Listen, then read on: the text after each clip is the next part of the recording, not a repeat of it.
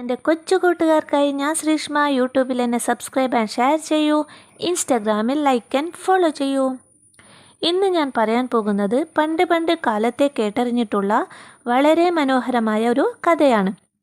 ഒരു പശുവിൻ്റെ കഥയാണിത്. ഈ കഥയിലൂടെ നമുക്ക് ധർമ്മത്തെപ്പറ്റിയും സത്യത്തെപ്പറ്റിയും കുറേ പഠിക്കാൻ വേണ്ടി കഴിയും. സത്യമാണ് ദൈവം എന്ന് പറഞ്ഞു തരുന്ന പുണ്യകോടിയുടെ കഥയാണിത്. അപ്പോൾ നമുക്ക് ഇന്നത്തെ കഥയിലോട്ട് പോകാം. കർണാടകയിലെ ഒരു ഗ്രാമത്തിൽ ഒരു നല്ല കൃഷിക്കാരൻ ഉണ്ടായിരുന്നു. അയാൾ കുറേ പശുക്കളെ വളർത്തിയിരുന്നു. പുലർച്ചയ്ക്ക് എഴുന്നേറ്റ് പൂജയൊക്കെ ചെയ്തു കഴിഞ്ഞ ശേഷം പശുക്കളെ മേയ്ക്കാൻ വേണ്ടി കാട്ടിലേക്ക് കൊണ്ടുപോവുകയും എന്നിട്ട് സന്ധ്യയ്ക്ക് തിരിച്ച് വീട്ടിലേക്ക് വരികയും ചെയ്യുമായിരുന്നു. അവൻ പശുക്കൾക്ക് ഗംഗ, ഗൗരി, തുംഗഭദ്ര, പുണ്യകോട്ടി എന്നൊക്കെയായിരുന്നു പേരിട്ടിരുന്നത്. അങ്ങനെ ഓരോ പേരുകൾ വിളിക്കുമ്പോൾ പശുക്കൾ ഓരോന്നായി വന്ന് പാത്രം മുഴുവൻ പാല് നൽകുമായിരുന്നു. അങ്ങനെ വളരെ സന്തോഷത്തിലായിരുന്നു അവരുടെ ജീവിതം. അങ്ങനെ എന്നത്തെയും പോലെ പശുക്കളെയും കൂട്ടി കൃഷിക്കാരൻ കാട്ടിലേക്ക് പോയി. എന്നാൽ ആ കാട്ടിൽ വനങ്ങളുടെ ഇടയിൽ ഒരു പുലിയുടെ ഗുഹ ഉണ്ടായിരുന്നു. പാവം കൃഷിക്കാരന് അത് അറിഞ്ഞിരുന്നില്ല. വളരെ ക്രൂരനായ ഒരു പുലിയായിരുന്നു അത്. ആ പുലിക്ക് കുറച്ചു ദിവസങ്ങളായി ഭക്ഷണങ്ങൾ ഒന്നും കിട്ടിയിരുന്നില്ല. അങ്ങനെ പുലി ഗുഹയിൽ നിന്ന് ഭക്ഷണത്തിനായി തിരഞ്ഞുകൊണ്ട് പുറത്തേക്ക് വന്ന സമയത്താണ് അവിടെ നമ്മുടെ കൃഷിക്കാരൻ്റെ പശുക്കളെയൊക്കെ കണ്ടത്. പശുക്കളെ കണ്ടതും പുലി ഗർജിച്ചുകൊണ്ട് പശുക്കളുടെ നേരെ ചാടി. ഇത് കണ്ട പശുക്കളെല്ലാം പേടിച്ചു വിറച്ചുകൊണ്ട് ഓടി ഓടി ഓടി തൻ്റെ വീട്ടിലേക്ക് എത്തിച്ചേർന്നു.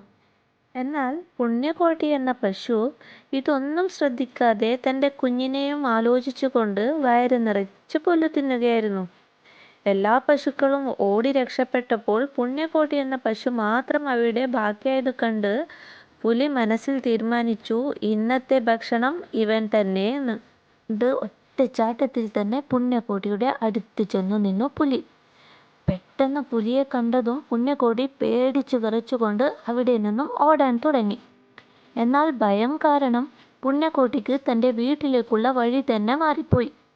ഓടി ഓടി ഓടി പുണ്യകോട്ടി എത്തിച്ചേർന്നത് ചുറ്റും കുന്നും മലയുമൊക്കെ ഉള്ള ഒരു സ്ഥലത്തായിരുന്നു. അവിടെ നിന്നും തിരിഞ്ഞു നോക്കിയപ്പോൾ അതാ നിൽക്കുന്നു പുലി തൻ്റെ പിറകിൽ തന്നെ. എന്നിട്ട് ഉച്ചത്തിൽ ഗർജിച്ചുകൊണ്ട് പറയും, എനിക്ക് വിശപ്പ് സഹിക്കാൻ പറ്റാത്ത സമയത്താണ് എനിക്ക് നിന്നെ കിട്ടിയത്, അതുകൊണ്ട് ഞാൻ ഇപ്പോൾ നിന്നെ തിന്നും എന്ന്. അപ്പോൾ പശു പറയും, അയ്യോ പുലിയെ, എൻ്റെ വിഷമം നീ ഒന്ന് മനസ്സിലാക്കൂ. എൻ്റെ ആലയിൽ എന്നെ കാത്തു നിൽക്കുന്ന എൻ്റെ കുഞ്ഞു പശുക്കുട്ടിയുണ്ട്. അവൻ എന്നെ കാത്ത് അവിടെ നിൽക്കുന്നുണ്ടാകും. ഞാൻ വേഗം പോയി എൻ്റെ കുഞ്ഞിന് വയറു നിറച്ച് പാല് കൊടുത്തിട്ട് വേഗം തിരിച്ചു വരാം.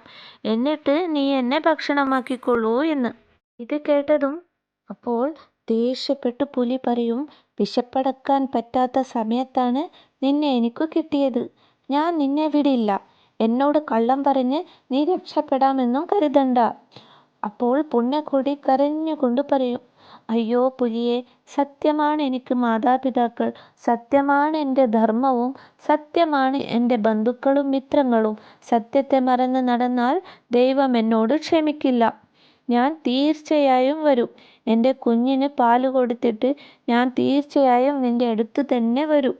ഇത് കേട്ട് പുലിയും ഇത് സമ്മതിച്ചിട്ട് പറയും, ഞാൻ നിന്നെയും കാത്ത് ഇവിടെ തന്നെ ഉണ്ടാകും.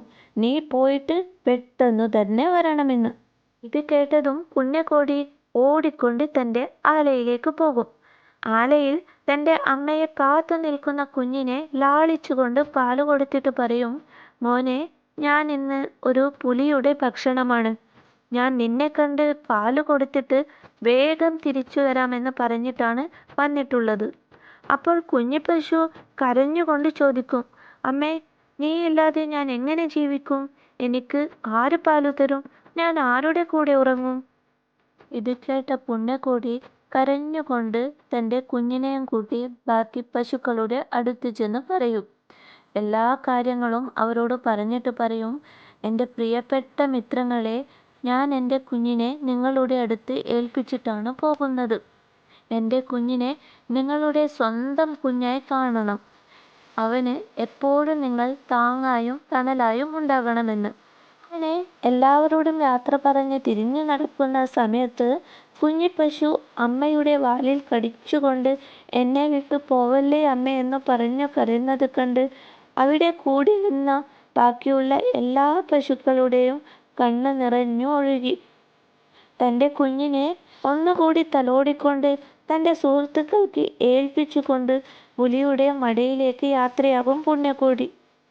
പുലിയുടെ മടയുടെ മുന്നിലെത്തിയിട്ട് ഞാൻ തന്ന വാക്ക് ഞാൻ പാലിച്ചിരിക്കുന്നു, ഞാനിതാ വന്നിരിക്കുന്നു എന്ന് ഉച്ചത്തിൽ വിളിച്ചു പറയും.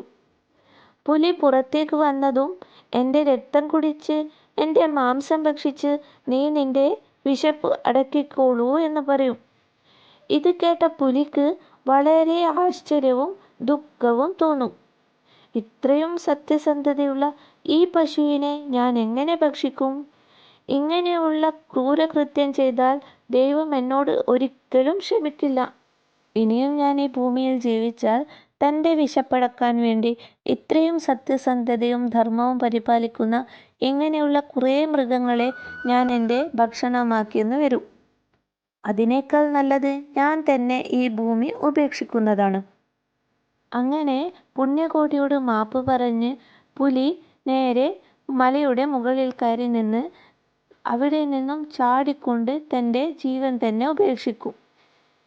ഇതെല്ലാം നോക്കി നിന്ന പുണ്യകോടി ഓടിക്കൊണ്ട് തൻ്റെ ആലയിലേക്ക് തിരിച്ചു പോകും. ഓടിച്ചെന്ന് തൻ്റെ കുഞ്ഞിപ്പശുവിനെ കെട്ടിപ്പിടിച്ച് ലാളിക്കും. അങ്ങനെ ഇന്നത്തെ കഥ ഇവിടെ പൂർത്തിയായി. നിങ്ങൾക്കെല്ലാവർക്കും ഈ കഥയിലൂടെ കുറേ വിവരങ്ങൾ കിട്ടിയെന്ന് ഞാൻ വിചാരിക്കുന്നു. എല്ലാവരും ഈ കഥയിലൂടെ കുറേ പാഠങ്ങൾ പഠിക്കണം. അപ്പോൾ നമ്മുടെ ഈ കഥയുടെ അഭിപ്രായം എല്ലാവരും കമൻറ്റ് ബോക്സിൽ ഇടുക. ഷെയർ ആൻഡ് സബ്സ്ക്രൈബ് ചെയ്യാൻ ആരും മറക്കരുത്. അപ്പോൾ എല്ലാവർക്കും ഓക്കെ, ബൈ, താങ്ക് യു.